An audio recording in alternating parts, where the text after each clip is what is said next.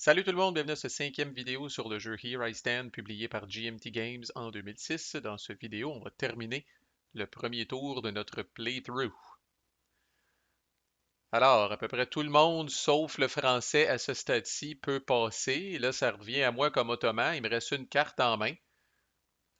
Pour ceux là, pour ceux qui prennent pour moi et qui sont enthousiastes, là, voici la carte que j'ai gardée. Là. Cloth Prices Fluctuate. L'événement est boboche un peu, là.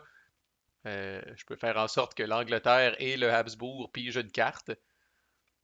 Puis moi-même, j'ajoute deux cavaleries.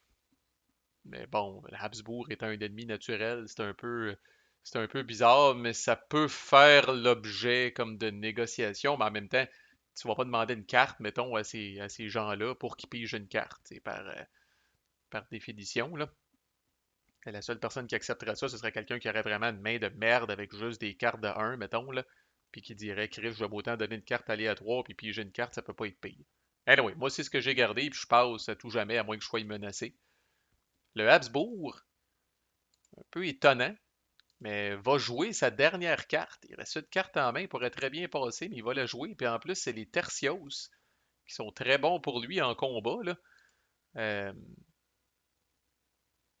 qui sont très bons en combat contre lui. Fait qu'en tout cas, il y avait tout l'intérêt de garder ça. Mais finalement, à bien y penser, il va venir dépenser un CP pour enlever l'unrest ici. Peut-être lui garder une porte ouverte pour être capable de faire un spring déplo vers Navarre, qui est un peu légèrement défendu, là, au cas encore là qui viennent des idées de grandeur aux Français. Et puis avec l'autre CP, ben, il va recruter un mercenaire à Navarre. Fait que le Français a un peu forcé l'Habsbourg à se débarrasser de toutes ses cartes en main, bien malgré lui, j'en suis convaincu. Fait que là, le Habsbourg a plus de cartes en main. Ça revient à l'anglais, il passe pour l'instant. Il sait que le français n'a pas le choix de jouer parce que le français a sa home card. Fait qu'il aura toujours l'occasion de revenir. Le français, à la surprise vraiment générale, ben pas tant que ça, mais en tout cas, drôle de tour pour le français, mais oui. C'est très très rare qu'on voit ça. Il joue sa home card pour les points. Normalement, le français joue sa home card pour bâtir des châteaux. C'est une source de VP régulière tout au long de la game. Mais là, c'est pas mauvais. Il joue sa home card pour les points. Euh, Avec 3 CP, il va venir mettre la colonie de Montréal sur un bateau. Et pour l'autre CP, là, il va faire. Ça, faut que j'aille le chercher ici. Fait que c'est 3 CP. Le Habsbourg, c'est 2 CP mettre une colonie. L'anglais et le français, c'est 3 CP. Fait que là, il y a 3 CP de dépensés sur 5.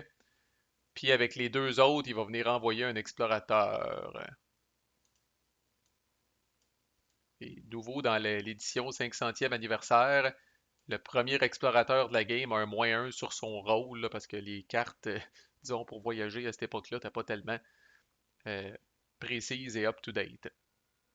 Fait que voilà, pas de château ce tour-là pour le français. Euh, Puis on arrive au. Le pape a plus de cartes en main, avec lui il passe automatiquement. Puis on arrive au protestant, puis Chris, lui non plus ne passe pas. Il reste deux cartes, il pourrait passer. Il décide un peu de profiter de son. Pas nécessairement de son momentum, il joue la petite carte de 2 Surprise Attack pour les CP. Puis il va faire un traité, puis essentiellement, il va essayer de convertir les deux électorates qui restent, Cologne et Trier. Alors il commence avec Cologne, où il y a seulement 2 dés. Il roule 5 et 5. Le pape a 2 dés en riposte grâce à Liège et à Booster. Il roule 4 et 4. Alors, succès pour notre ami le Prot et 5 électorates sur 6. C'est très bien parti son affaire. Peut-il finir la job avec Trier? Encore là, 2 dés pour Mainz et pour les réguliers protestants à Mainz. Il roule 6 et 5. La petite bonne brasse dans les deux cas. Sur 4 dés, il n'a jamais brassé en bas de 5. Et voilà, il n'y a pas beaucoup de space de convertis en Allemagne, mais les spaces les plus importantes sont converties, les 6 électorates sont convertis. Fait que là, il faut que le protestant prenne le temps de se répandre en Allemagne, au cas où que la Schmal... Mais là, la Schmalkaldic League est même pas disponible. Le protestant a combien de space? 9. Faut qu'il y en ait 12, je pense, pour que la Ligue puisse être jouée. Fait qu'il est safe pour l'instant, mais il n'ira pas ça qu'à pop ce tour-là ou à un bon timing. Fait qu'on va y reparler dans la phase de diplo assurément, là.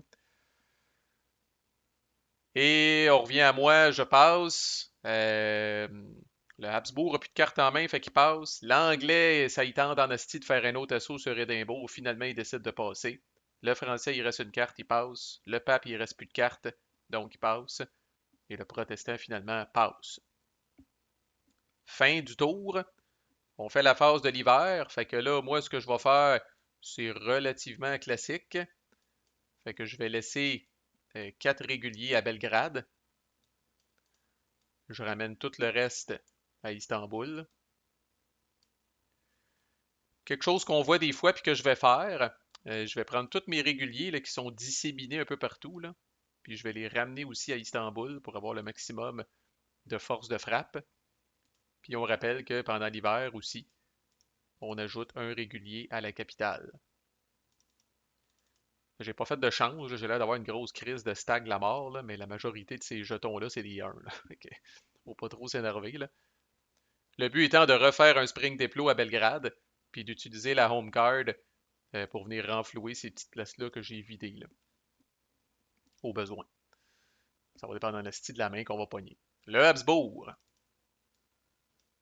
évidemment, sans la soupe chaude un peu à Vienne, fait qu'il ramène 4 mercenaires à Vienne. Il va laisser Ferdinand avec 4 réguliers à Metz. Il amène le puissant Charles et le duc d'Alva à Vienne. Il va rapatrier aussi ce petit régulier-là de Bruxelles ici.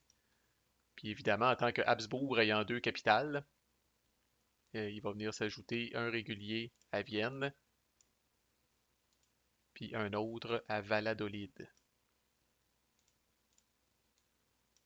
Voilà pour son Winter à lui. Ensuite, l'Anglais ramène ses squadrons à Calais. L'Anglais ramène tout le monde à Londres. Et quand on dit tout le monde, c'est tout le monde. Lui aussi vide Bristol et York. Et s'ajoute son régulier gratis à Londres. Fait que lui, tout grosse crise de stag la mort à Londres, prêt à se réattaquer à Édimbourg. Malheureusement pour lui, ça va lui coûter un CP pour amener ses boats, un CP pour revenir se rasseoir à Édimbourg, une autre carte. Là, l'Anglais va passer à côté de toutes les belles richesses du Nouveau Monde à cause de son échec en Écosse, pauvre petit Pitt. On le plaint pas tellement parce que, comme je disais, c'est lui qui gagne la majorité du temps. Fait que tant mieux s'il peut rusher un peu. Vider ça, il faudrait qu'il soit prudent aussi parce que quelqu'un pourrait quand même être tenté de le cochonner, là. Fait qu'on va voir qu'est-ce qu'il va faire après. Le français, dans le fond, en fait, il laisse 2 réguliers à Bordeaux. Fait que là, 2 réguliers ici. Il reste 2 réguliers et 2 mercenaires qui s'en retournent à Paris. Montmorency revient à Paris également. Puis, lui tout, on va y mettre son petit régulier gratis à Paris. Du monde à Paris quand même, c'est acceptable. Voyons voir où il va se diriger autour d'eux. Euh, et le pape, lui, un régulier à Rome, that's it. Il rapatrie pas personne. Un régulier à Rome, c'est tout. Et évidemment, le protestant ne fait pas l'hiver. Et là, c'est le moment qui est toujours très excitant, surtout quand vous êtes impliqué. Moi, je regarde ça de loin comme ottoman, là. Mais n'empêche, toujours excitant pareil, mais Chris, que quand vous êtes impliqué, c'est vraiment le fun en asti, là. Fait que là, on résout le nouveau monde. Alors, évidemment, le Habsbourg a 6 explorateurs par défaut. Fait qu'on commence par tirer son explorateur aléatoirement, puis croyez-le ou non, on tombe sur le puissant Narvaez, qui est le plus proche de la gang, asti, qui a moins un, Chris. C'est tellement pas chauffer un bateau, qui a moins un. Et on pige celui du français, puis le français est chanceux en esti par une Jacques Cartier. Le deuxième meilleur du jeu après Magellan. Et le meilleur du pool français. Alors là, il faut résoudre ça dans l'ordre du rating de l'explorateur. C'est pour ça qu'on commence par sélectionner les explorateurs aléatoirement. Fait que c'est le Français qui a le premier rôle avec Jacques Cartier. Il pogne 6 et 3. Chion hostie, il roule 9. Plus la valeur de Cartier 3, ça fait 12. Moins 1 à cause des cartes qui sont boboches. Ça lui donne quand même 11. C'est bon pour le tour du monde. En fait, c'est bon pour essayer le tour du monde. Fait que là, essentiellement, le Français a trois options. Il peut ramasser n'importe laquelle de ces affaires boboches-là. Évidemment, vous faites pas ça au début. Ça, c'est quand d'autres personnes se sont déjà essayées à faire le tour du monde puis qui ont crevé. En fait, dans l'ordre et la discipline, le Français reçoit systématiquement ça, là, le détroit du Pacifique. On va venir y mettre ça sur sa carte.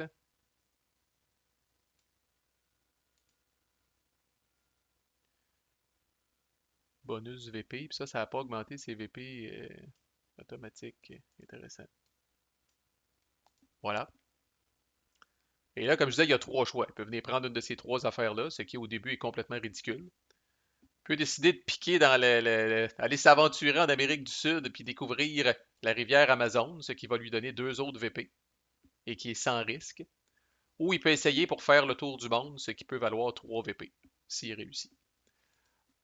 Puis, s'il décide de faire le tour du monde, cette gugus-là de moins 1 ne s'applique pas. Alors là, il a vraiment la puissance de Jacques Cartier à son maximum. Puis, il décide de faire le tour du monde, puis c'est le jeu à faire à sa place. Il n'y a pas de meilleur explorateur, il n'y aura pas de meilleure chance de faire ça. Puis oui, il peut se planter, puis après ça dire, ah ben, câlisse, dire que j'aurais pu prendre le 2 de VP, tabarnak, mais avec Cartier, t'essayes. Puis les charts, où sont-elles? Sont ici. Fait que, tu sais, circumnavigation, là, puis vous avez toutes sortes d'affaires flavorful de ce qui vous est arrivé, le scorbut, les cannibales, style les Portugais qui vous capturent, des insulaires qui vous garochent le lance, mais bref, faut qu'il pogne 10. Fait que dans le fond, s'il brasse 7 ou plus avec ses 2 dés, avec le plus 3 de quartier, il est correct. Puis il y a même toujours l'espoir potentiel que s'il brasse 9 plus 3, ça fait 12. Non seulement il fait le tour du monde, mais en plus il ramène tellement de richesse avec lui qu'il pige une carte immédiatement. Alors il s'essaye, drum roll, roulement de tambour. Il pogne 2 et 6. Ça fait 8. Plus 3, ça fait 11. Cartier fait le tour du monde. Incroyable. Ben, pas si incroyable que ça. Là. On voit Cartier des fois faire le tour du monde. Cartier, Magellan, là, comme on dit, les usual suspects. Et le Français a 18 points de victoire. S'il avait utilisé sa home card faire des châteaux, il y aurait 19, Chris. C'est définitivement le leader. Mais moi, je suis quasiment content de ça parce que ça peut forcer, entre autres, le Habsbourg à s'intéresser un peu aux Français. Mais bon, c'est plus facile à dire qu'à faire, là, mais en tout cas, on va voir. Mais hostie de départ en canon pour le Français. Notre ami Narvaez, alors lui va avoir moins 2 au total, moins 1 pour son rating, moins 1 pour ça. Ça regarde très très mal. Mais le chieux de Habsbourg pogne 6 et 5. Donc 11 moins 2, ça fait 9. Et si on regarde la petite chart qu'on avait tantôt, là, 9 c'est bon pour découvrir le Mississippi. Alors, Habsbourg, où es-tu? Tu viens de découvrir le Mississippi, puis lui peut se considérer comme chanceux en crise, là, qu'avec un explorateur aussi poche, il ait ramassé quelque chose, point. Là. Il peut se considérer très, très chanceux. Là. Voilà qui est fait. Puis là, ben, évidemment, explorer, c'est encore bon, parce que la rivière Amazon, ça donne, il y a 2 VP en jeu, puis il y a 2 autres petits VP en jeu, mais disons que ça vient de faire le ménage un peu dans les découvertes potentielles. On passe à la conquête. Il n'y a que le Habsbourg qui a fait une tentative de conquête. En fait, il n'y a pas de mérite. Elle est là par défaut. Il y a le choix aléatoire entre ces 5 conquistadors-là. Et aléatoirement, il a pigé Montejo. C'est pas le meilleur, mais c'est pas le plus poche. Il y en a 2 qui ont juste un. Lui, il a 2 de valeur. Il roule 3 et 4, ça fait 7. 7 plus 2, ça fait 9. Et avec 9, c'est bon juste pour dire, pour les Mayas. Alors, Maya, voilà, c'est un VP. Montejo a découvert ça. Un autre VP pour le Habsbourg. Curieusement, quand on est ottoman, euh, l'exploration surtout, on s'en crisse. L'exploration du Habsbourg, on s'en crisse, même à la limite, on aime quasiment ça quand le Habsbourg, tu sais, mettons, fait le tour du monde puis ramasse plein de points de victoire parce que ça vient mettre une cible dans le dos du Habsbourg, puis on n'est pas tout seul comme Ottoman à s'opposer à lui. Les conquêtes puis les colonies, c'est une autre affaire parce que ça peut donner des cartes au Habsbourg, puis ça fait chier un peu. Parce qu'ils utilisent ces cartes-là après pour nous tapocher. Nos colonies sont établies, alors Cuba et Montréal. Voilà. Puis là, Cuba avec l'espèce de gouverneur ici potentiel. Fait qu'on est rendu là justement à brasser les richesses. Officiellement, ça se fait au début du tour, mais tu sais, on va le faire pendant qu'on est là. Fait que pour Cuba, le Habsbourg roule 5 et 1, total 6. Normalement, ce serait un no effect, mais là, son gouverneur va être utilisé pour transformer ça en carte. Fait que comme je disais, il a échangé, il a joué une carte de 2 au dernier tour, justement pour ça, pour que s'il pogne un no effect, ça devient une carte, puis ça a marché. Ça peut être une carte de 1, ça peut être une carte de 5. Seul lui sait si ça vaut la peine. Le français pour Montréal roule 6 et 2, total 8. 8, c'est un résultat de galéon. Plus tard, il y a une carte, je pense, qui arrive en jeu qui vous permet justement d'avoir des galéons qui protègent vos richesses du Nouveau Monde. Mais quand vous n'avez pas ça, là, un galéon, c'est l'équivalent d'un no effect. Il n'y a pas d'effet. Dans les deux cas, les colonies restent là. Euh, Puis les crises de Maya, le Habsbourg roule 10. 6 et 4. 10.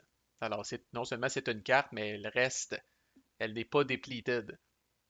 Les trois grosses colonies payantes, là, vous êtes sûr, pas sûr à 100% parce que vous pouvez pogner Galéon, là, mais vous êtes sûr habituellement qu'elle va vous donner au moins une carte. Mais ce qu'on espère quand on est les ennemis de ce power-là, c'est que de pogner un résultat depleted 1, elle donne une carte, puis après ça, elle capote pour le reste de la game. Mais là, avec un 10, elle donne une carte, puis elle reste là, la crise. Fuck me. Fait que deux cartes de plus pour le Habsbourg au prochain tour. Fait que voilà, tour 1 fini. Ça va dépendre, là. Là, c'est le moment tant excitant à 100 personnes, c'est écœurant. Là, c'est le moment où tu rebrasses le deck, là, puis tu ajoutes les cartes qui arrivent en jeu au tour 2, là.